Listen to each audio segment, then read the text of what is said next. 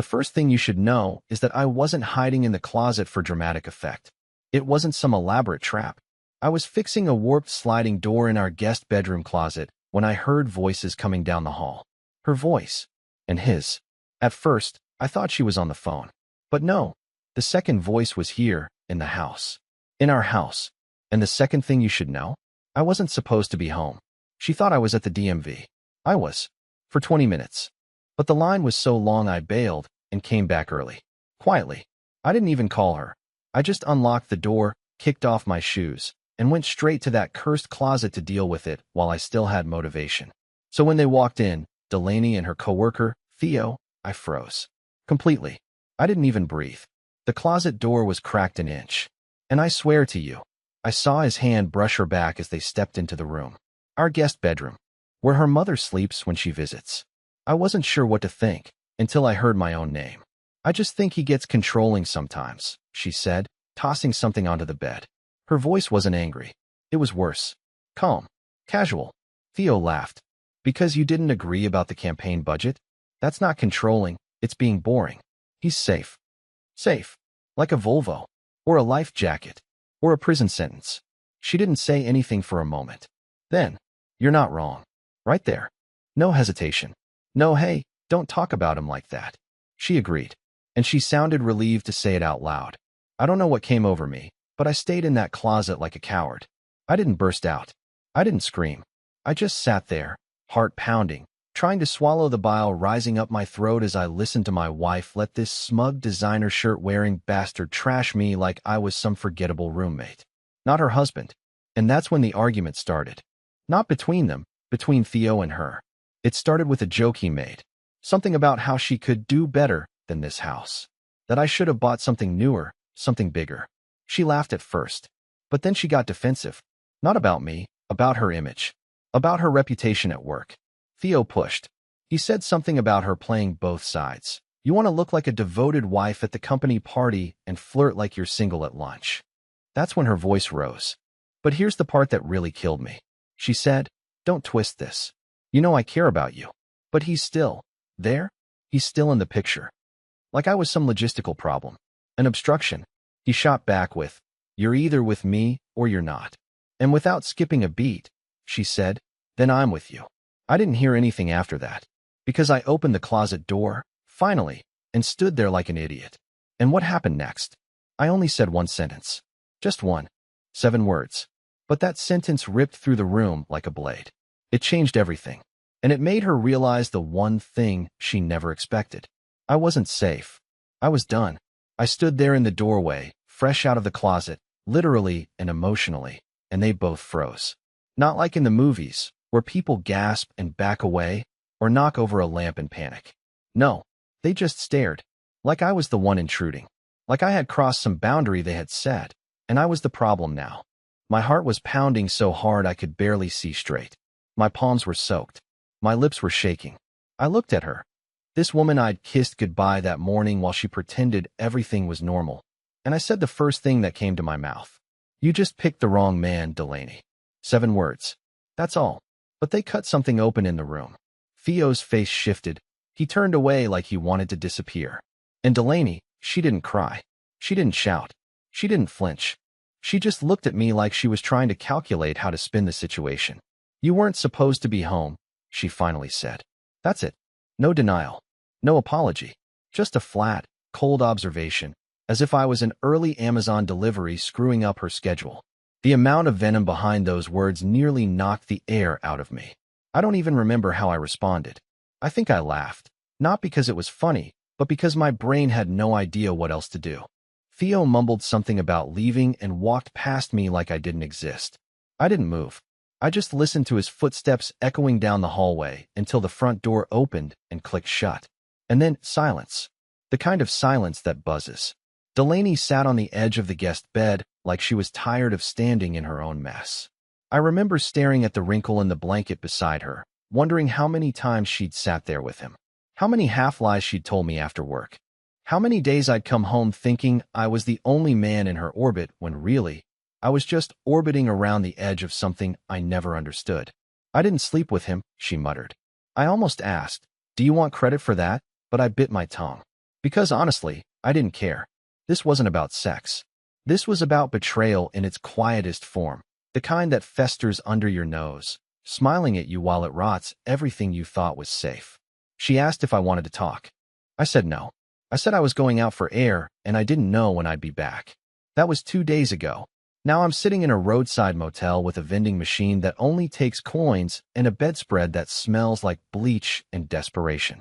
And all I can think about is how easily she said it. You weren't supposed to be home. Not, I'm sorry. Not, I messed up. Not even, please don't go. No panic. No regret. Just disappointment that I ruined her moment. But I'm not done yet. Not by a long shot. Because what I found when I got back to the house, that's where everything really starts to unravel. And trust me, it's a whole lot worse than I imagined. When I finally walked back into the house, everything looked untouched. Too untouched. Like the rooms had been staged, not lived in. The guest bed was perfectly made again, like she couldn't stand the idea of any trace being left behind. My shoes were lined up by the door, just like I always kept them. My jacket was still hanging on the hook where I left it that morning. But something felt off. Like the walls had heard things I wasn't supposed to hear. Like the silence had been practicing its lines. I went straight upstairs, not even knowing why. I didn't plan to talk to her. I didn't want an apology. I wasn't even sure I wanted answers anymore. But I needed something, some kind of confirmation that what I felt, what I saw, what I heard in that guest bedroom wasn't just some emotional hallucination. The bedroom was empty. Our bedroom. The bed was made. Her side looked too smooth, too clean, like she hadn't slept there. And that's when I noticed the photo frame on her nightstand was facing down. She never did that. Never. We had this dumb picture from a hiking trip in Oregon, both of us sweaty and sunburned and grinning like kids. She loved that photo. Said it reminded her that even when we fought, we always came back to each other. But now it was face down, like she couldn't bear to look at it. Or worse, didn't care if I noticed. My stomach twisted. I reached for her drawer. Don't ask me why. I wasn't looking for a smoking gun or some love note or hotel receipt. I just needed to know something. Anything. I pulled it open, and there it was. Her old planner. She hadn't used it in months. She did everything on her phone now, but I flipped through it anyway. Just habit, maybe. And buried near the back, folded between two empty pages, was a torn sticky note. Nothing more than a few words scribbled in black ink. If he finds out, blame stress. He always believes that. No name. No date. Just that. I felt my legs weaken, like the floor was about to give way beneath me. That was about me. That was her talking strategy. Not honesty. Not remorse. Just damage control. I sat on the edge of the bed, gripping that note like it could bleed. I must have stared at it for 15 minutes straight. All those little things I'd ignored, the late hours, the silence, the eye rolls, the guilt turned against me. They all came crashing down in one ugly, undeniable wave. She had a backup plan for betrayal, a script, a fallback excuse, and I'd always believed it. Until now. I don't remember hearing her come in, but suddenly she was there, in the doorway. Holding a takeout bag like this was just another Thursday night. No guilt, no shame, just a tired face and a casual, "Hey, I brought that Thai place you like." I didn't speak. I held up the note. Her face didn't even flicker. "I don't remember writing that," she said, dropping her keys in the bowl. "You're really going through my stuff now." That was her concern. Not what the note said. Not what it meant. Just that I had looked. As if the real violation was my curiosity, not her betrayal. That's when I realized something else. She wasn't sorry because she never thought she'd get caught. I was never supposed to see behind the curtain. But now I had. And the worst part? That wasn't even the only note. Because 2 nights later, when she left her laptop unlocked, I found something else. Something that made me question everything about our entire marriage. Something I can never unsee. She fell asleep early that night. Or at least she pretended to. I didn't care anymore. I watched her climb into bed, plug in her phone like everything was normal, and turn away from me without a word. No good night. No are we okay. Just silence. That kind of silence you only get when someone's already emotionally gone, and they're just too cowardly to pack their suitcase. I sat in the living room, lights off, just the TV playing something I wasn't even watching. My head felt like it was trying to split itself in half. I couldn't stop staring at the hallway that led to our bedroom, like something might crawl out of it. I wasn't afraid she'd come out and scream or fight or even cry. I was afraid she wouldn't. That she'd stay in there sleeping soundly, while I sat here drowning in a marriage she was already done with. At some point, I heard the faint click of her laptop closing, too early. She always watched shows in bed, or so she said. But tonight, the sound came less than 10 minutes after she went into the room. That's what made me get up. I waited another hour, then crept back in like a ghost. She was curled away from me, breathing slow and deep. I didn't wake her. I just unplugged the laptop from the nightstand, grabbed it gently, and slipped out. Back in the living room, I sat on the floor with the screen casting a pale light across the carpet. Her desktop background was still a photo of us. Well, of me. I was mid-laugh. She'd cropped herself out. That hit harder than it should have. But I went straight to the browser. Chrome was still open. I clicked the History tab, not even sure what I was hoping to find. And there it was. A full Google search. How to end a marriage without looking like the bad guy. Followed by a Reddit thread titled, "Is it wrong to fall in love with a coworker if your marriage is already dead?" I felt sick. Physically sick. Like my body was rejecting the truth in real time. And then the worst tab. A half-written message in some anonymous email account I didn't even know she had. It was addressed to Nolan, not Theo. A different name. A different man. A different lie. I know we said we'd wait. But every day with him gets harder. He's not cruel or mean, just so heavy. Like a fog I can't clear. You make me feel like I'm breathing again. She hadn't sent it. But she wrote it. Sat down, typed it out, and left it there like a digital bomb waiting to be found. Not addressed to Theo. Not the man from the guest room. Someone else. This wasn't an affair. This was a pattern. My wife didn't just betray me once. She'd been slowly disassembling our marriage in secret chapters. Each man a different paragraph. Each lie a different font. And me? I was the permanent draft she never had the guts to delete. I closed the laptop. I didn't scream. Didn't cry. I just sat there with my hands on my knees, staring into nothing. Because the truth hit me harder than anything she ever said. She'd already rehearsed her freedom, and I was just the final performance. But what I did the next day? I didn't argue. I didn't pack. I played along. Because if she was going to treat this like a game, I was going to beat her at it. That morning, I made her breakfast. I know. You probably think I'm spineless. That after everything, after the notes, the browser history, and the email to some man she hadn't even bothered to mention, I should have screamed, thrown plates, told her to get out. But I didn't. Because explosions are loud, messy, emotional, and she'd already painted me as the sensitive one, the overthinker. I wasn't going to hand her ammunition wrapped in rage. I was going to do what she didn't expect, stay calm, smile, and quietly turn the screws. So I made her French toast, poured her orange juice in that stupid stemless wine glass she liked, put a blueberry on top like some hotel chef. And when she came into the kitchen still in her robe, hair tied up, phone in hand, she blinked like she couldn't compute what was happening. "Morning," I said, as if everything was normal. "You've been working so hard lately. Figured you deserved something nice." She hesitated, then smiled, that tight-lipped smile that didn't reach her eyes. "Thanks," she said, almost confused. She thought I didn't know. Perfect. For the next few days, I played the role. I kissed her cheek when I left, asked about her meetings, took interest in her projects, even offered to pick her up from work, which she declined, of course. Said she was riding with Nora, or had a team thing. I pretended to believe her. I told her I trusted her. I let her think she was in control. Meanwhile, I was collecting everything. The second email, the one she did send, I found it in the sent folder of the same secret account. She wrote to Nolan again, told him she missed his mind, and that she felt like she was living two lives. He replied, of course he did. Told her he wished she'd just rip off the bandage already. Rip off the bandage. That's what I had become. A wound she was planning to peel open and walk away from without blinking. But I wasn't going to let her choose when it ended. She didn't get to decide the exit music.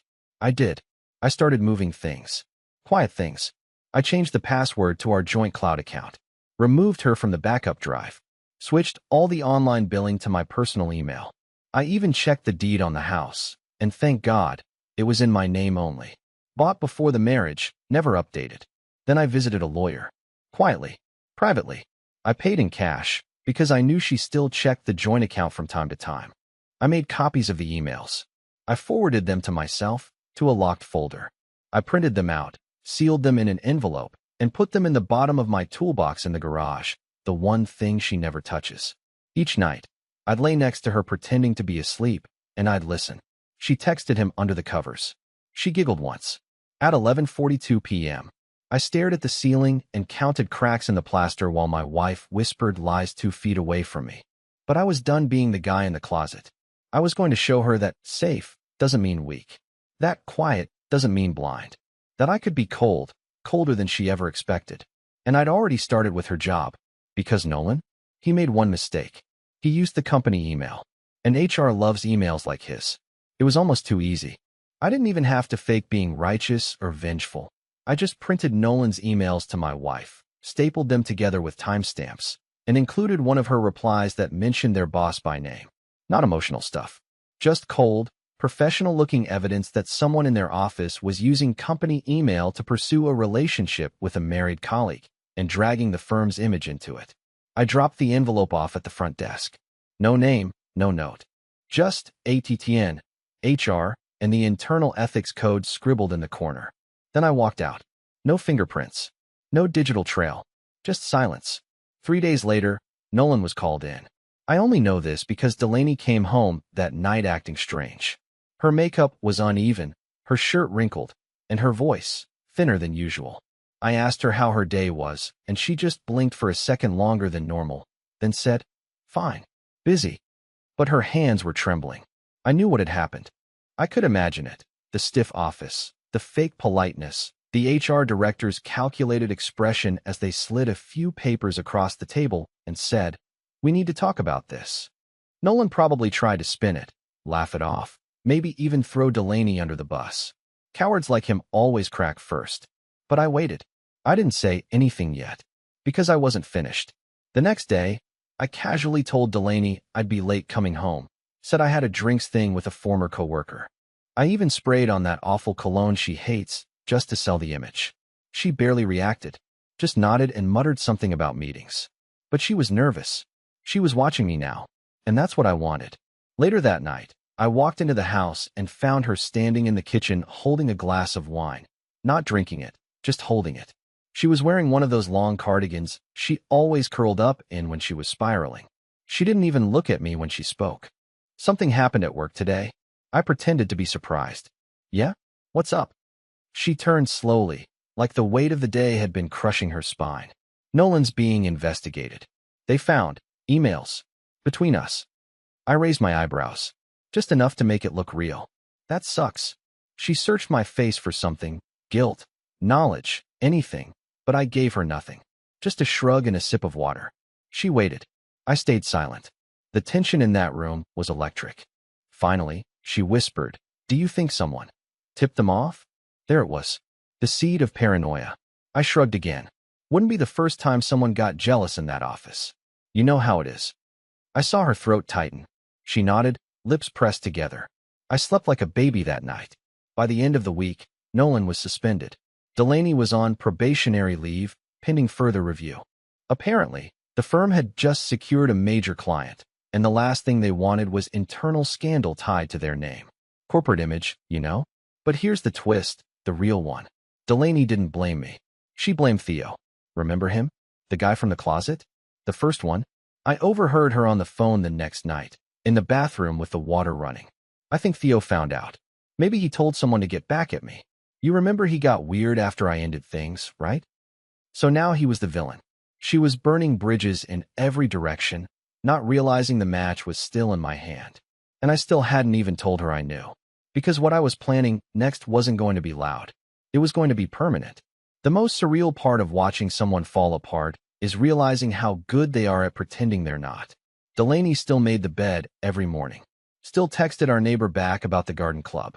Still used my name in casual conversation like she hadn't emotionally buried me weeks ago. But I could see the cracks forming behind her eyes. She was unraveling, not because she'd been caught, but because she didn't know who had done it. I kept playing my part.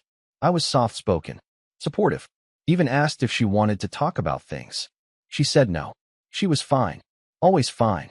Until the morning I walked into the kitchen and found her sitting at the table, staring at her phone like it had just given her a death sentence. "What's wrong?" I asked, reaching for a mug I didn't even need. She blinked at me, swallowing hard. Nolan's gone. Just gone. He quit. Deleted everything. Blocked me on everything. I faked surprise, but inside I was giddy. I knew why he'd disappeared. Nolan must have felt the walls closing in. After HR got involved, after the partners started sniffing around, he probably decided he didn't want to risk his six-figure reputation on a married woman who'd left a trail of digital landmines behind her. But Delaney? She looked pale. Panicked. She kept whispering to herself like she was trying to rewrite history in real time. She must have thought she was more in control than she really was. And that's when she did something I didn't expect. She apologized. To me. She said she'd been distant. That she'd let work come between us. That she'd been emotionally messy and needed time to figure herself out. She didn't confess. Not really. But she gave me one of those half-truths wrapped in vague remorse. The kind of apology that says, I don't regret cheating, just getting close to being caught. I just nodded. I told her it was okay. That I understood. That we could rebuild. She looked so relieved. Like she believed she still had a shot at cleaning up the mess without admitting to any of it. And while she was busy whispering her fake promises into my neck that night, I was finalizing the one thing she couldn't escape. My exit. I'd been moving money for weeks. Small amounts. Just enough not to raise red flags. Transferred out of our joint accounts into a private savings she didn't know existed. I'd already spoken to the realtor. The house was going on the market the following Monday. Fast listing, cash only, already had 2 investors interested. I wasn't leaving the house. She was. And as for the cats, they were chipped in my name. The suitcase was already in the trunk of my car. Clothes, documents, copies of everything she wrote. A burner phone, a storage unit key, even a copy of the prenup. The one she forgot she signed when she begged me to trust her all those years ago. She would wake up to emptiness. And just to twist the knife the way she twisted that damn email into my back, I had written her a note. Just a single line, printed on the same paper she used to write her fake to-do lists every week. You made your choice. I just made mine. That was all. Because she didn't need a breakdown. She needed silence. Final, cold, clean silence. But even I didn't expect how badly she'd fall apart when she read it. I left just before dawn. I didn't slam doors. I didn't leave a dramatic voicemail. I didn't pack everything, just enough to never come back. The silence I gave her was the same silence she fed me for months. Only now, it echoed louder than she ever imagined. When she woke up, the bed was cold. The closet half empty. The cats fed, but gone. My ring, left on the kitchen table beside the note. No begging. No long speech. Just that one line. You made your choice. I just made mine.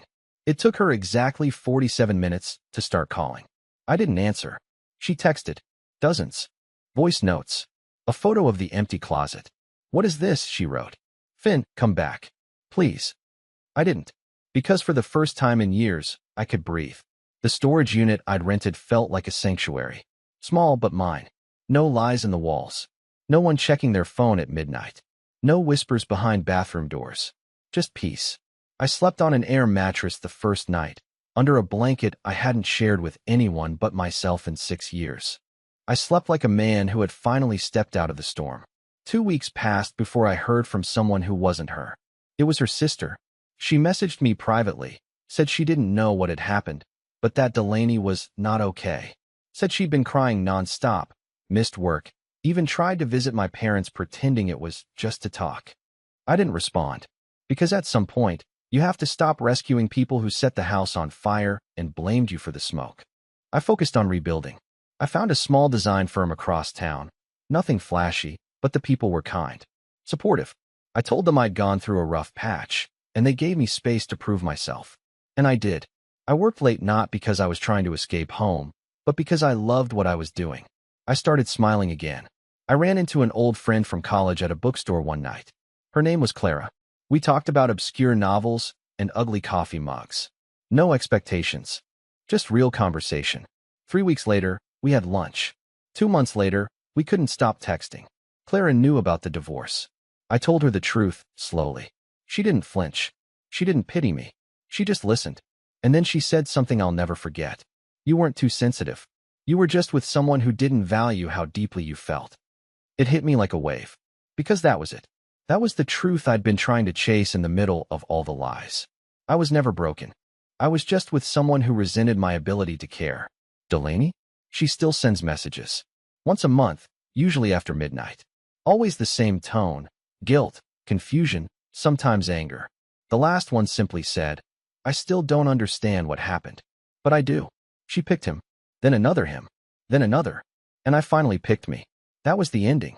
Not revenge, not drama, not chaos, just peace. And if you've ever been where I was, in that closet, in that silence, in that slow death of being ignored, let me say this. You don't have to set anything on fire. Just walk out. Quietly, proudly, permanently. And you'll be shocked how beautiful the world feels when you stop begging someone to see you and start seeing yourself again.